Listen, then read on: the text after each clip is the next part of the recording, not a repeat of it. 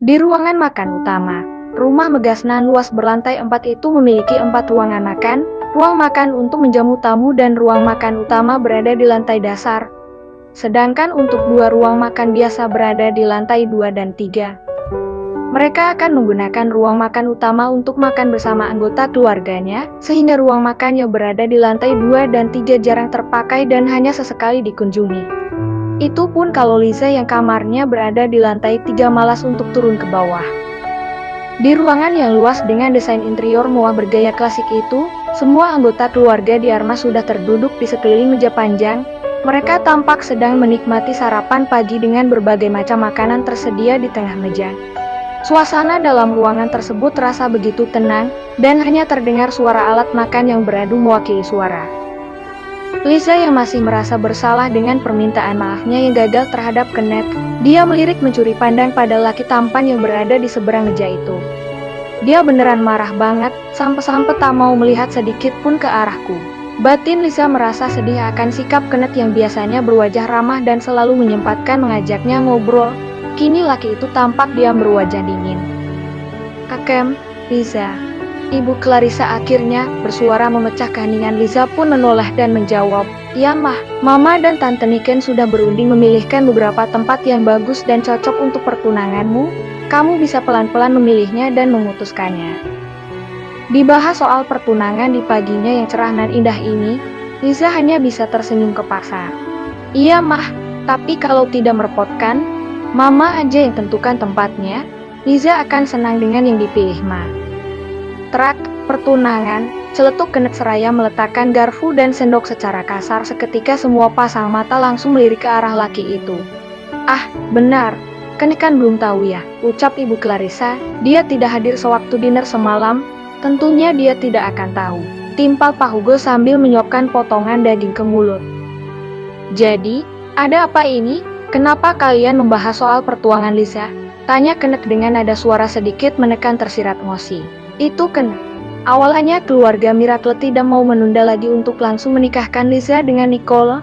Tapi karena kami tidak mau terlalu cepat berpisah dengan Lisa, akhirnya kami ambil tengahnya saja, yaitu dengan pertunangan dulu baru menikah," tutur Ibu Clarissa menjelaskan.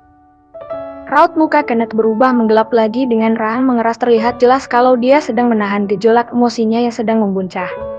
"Benar juga kata Mama, namanya kalau sudah menikah, sudah pasti aku akan ikut bersama Kak Nicole dan keluar dari rumah ini, ya meskipun aku juga tidak mau berpisah sih dengan keluarga ini."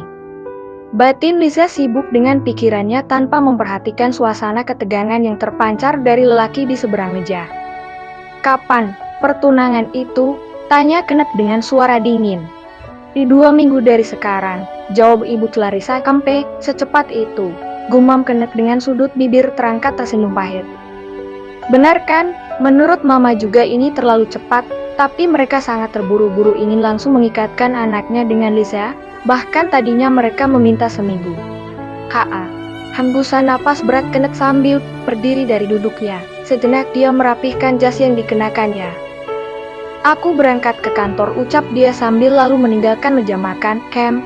Bahkan dia pergi tanpa melihat padaku.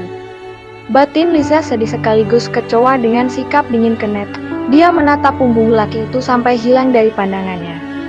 "Tuan, helikopter Anda sudah siap," ucap seorang laki berjas rapi mendekati Pak Hugo. "Papa berangkat dulu," kata Pak Hugo sembari berdiri dari duduknya dan langsung dipakaikan jas oleh seorang pelayan. "Hati-hati Pak, hati-hati di jalannya Pak," serempak Ibu Clarissa dan Lisa yang dibalas senyuman dan anggukan dari Pak Hugo. Sejenak dia memberikan kecupan kilas di puncuk kepala istrinya juga putrinya. "Lisa, jika hendak keluar rumah, pastikan kamu membawa supir dan bodyguardmu." "Ah, dari mana Papa tahu kalau kemarin aku? Ini demi kebaikanmu, jangan pernah merasa risih untuk menjaga keselamatanmu," salah Pak Hugo sembari mengusap puncuk rambut gadis itu lalu berlalu pergi bersama ajudannya yang sudah menunggu sedari tadi.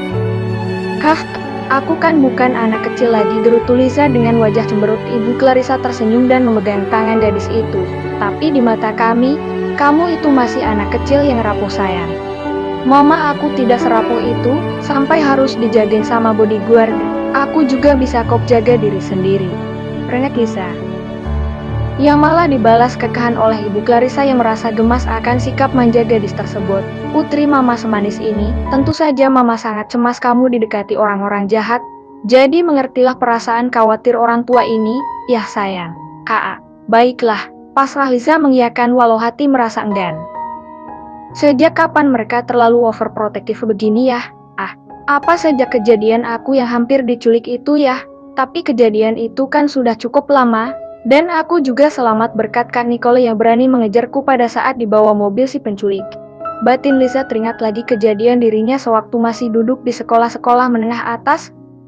Saat itu dia baru saja keluar dari sebuah toko buku, dan saat sedang berjalan menuju ke gedung asramanya, tiba-tiba ada sekelompok lelaki berbadan besar. Salah satu dari mereka membekap mulutnya dan dirinya dimasukkan paksa ke dalam mobil. Karena jalanan pada saat itu sedang sepi, Lisa berteriak meminta tolong pun tak ada yang mendengarnya, sampai secara kebetulan motor yang dikendarai Nicole sedang melewati jalanan tersebut, dan Nicole yang mendengar teriakan Lisa dari dalam mobil itu. Seketika Nicole langsung mengegas motornya untuk mengejar dan untungnya mobil itu pun terkejar. Namun akibat obat bius yang dibekapkan pada hidung Lisa pun tak sadarkan diri dan tersadar kembali saat sudah di rumah sakit. Yang Lisa ingat terakhir kali adalah saat Nicole hendak berkelahi dengan para preman itu, dan setelahnya dia tidak mengingat apapun lagi. Kejadian penculikan itu pun sempat diselidiki oleh keluarga di Arma, dan mereka hanyalah para preman yang suka menculik anak orang kaya untuk meminta tebusan besar. "Sayang, hari ini Mama ada kumpulan di tempat teman Mama, jadinya Mama tidak bisa menemani makan siangmu lagi," ucap Ibu Clarissa dengan wajah sedih. Lisa tersenyum dan mengangguk. "Enggak apa-apa kok, Mah. Aku juga sepertinya akan keluar hari ini." Ada janji dengan siapa?" Dengan Kak Nicole," ucap Lisa menggaruk dagu yang tak gatal.